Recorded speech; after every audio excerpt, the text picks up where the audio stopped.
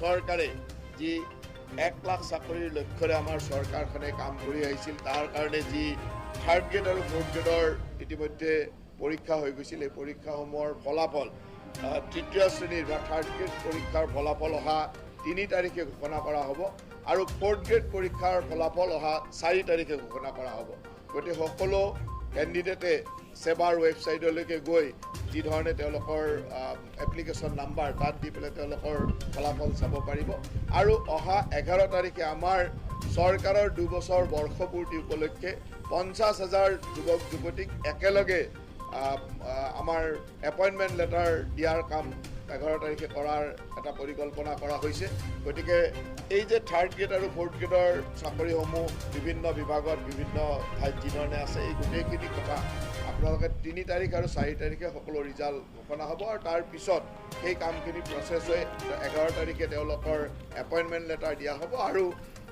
June মাহৰ 1 তাৰিখৰ ভিতৰত তেওঁলোকে জইন কৰিব আৰু সেই ধৰণে প্ৰত্যেক বিভাগে কামসমূহ আগবঢ়াইছে যাৰ বিভাগত যিমান চাকৰি আছে সেই বিভাগসমূহে এই কামখিনি কৰি সেই 15-20 দিনৰ ভিতৰত জুন মাহৰ 1 তাৰিখৰ পৰা তেওঁলোকৰ কেবিনেটৰ এক বিশেষ সিদ্ধান্ত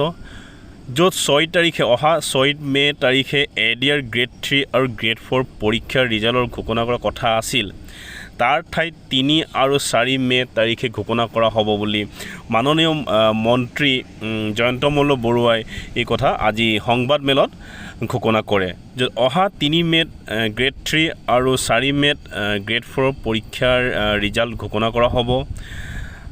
য'ত এই সম্পূৰ্ণ কথা উল্লেখ কৰা হৈছে যে কি 11 তাৰিখে সকলোকে এটা এপইণ্টমেণ্ট ইছ্যু কৰা হ'ব য'ত এই চৰকাৰৰ 2 বছৰীয়া কাৰ্যকাল সম্পূৰ্ণ হ'ব লগতে জুন মাহৰ 1st উইকৰ পৰাই ইয়াত জইনিং লেটাৰ দিয়া যাব বুলি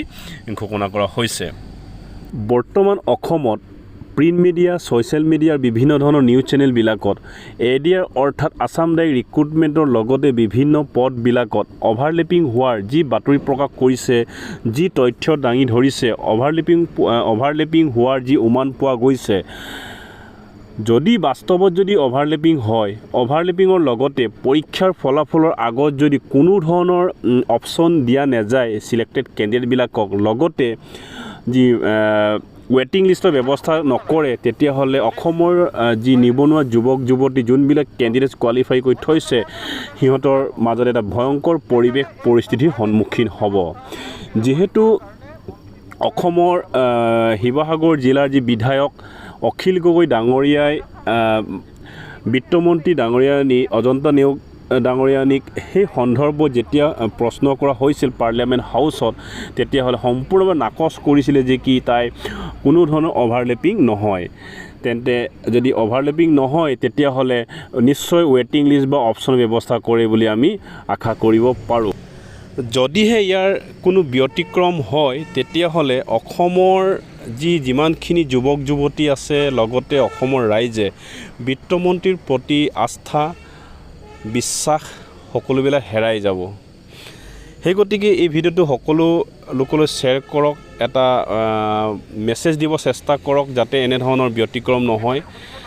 আজিলৈ ইমানেই ধন্যবাদ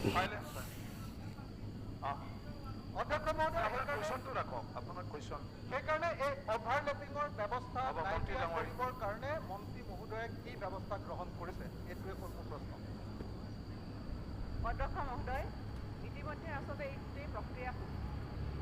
Assam direct recruitment commission for